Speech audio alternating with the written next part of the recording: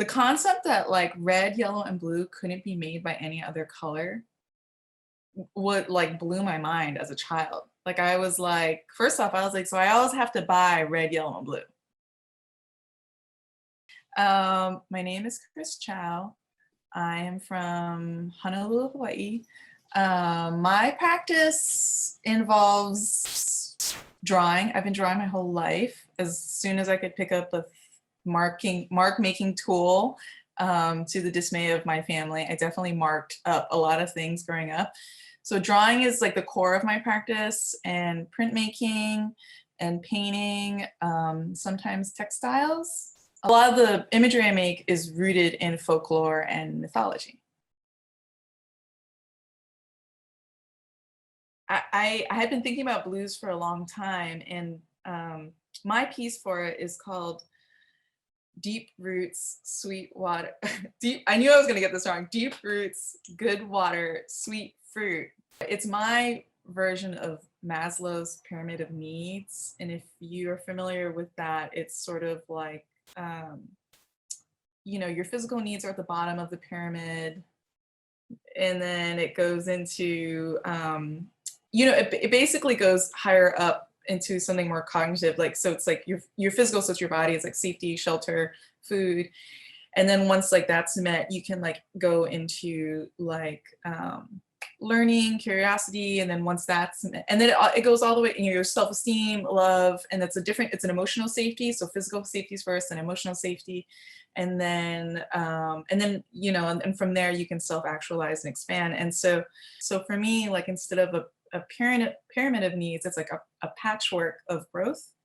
And I do think our lives are a patchwork. I think we can start at any point, we can add on, we can cut away, we can rebuild. And so I did want to symbolize a lot of, you know, what do we actually need as people to be safe, and like what are we missing? And so deep roots, you know, is anything that grounds you, and it's your family, it's your chosen family, it's anything that keeps you rooted. We all know what feeling rooted and grounded really feels like, when our strength can really come from a place.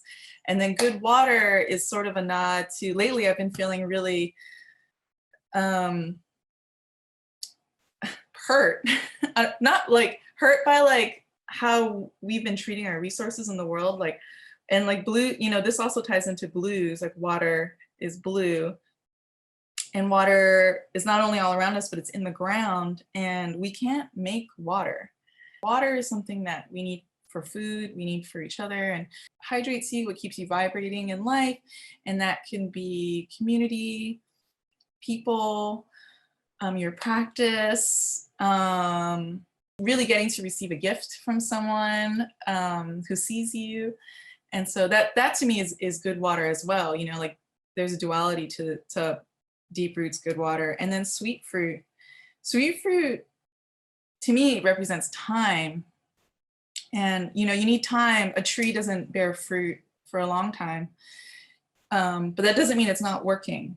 And I think this is another thing in society that we're misrepresenting and not really teaching is, you know, we can move fast, but there is a detriment, you know, like we will lose something.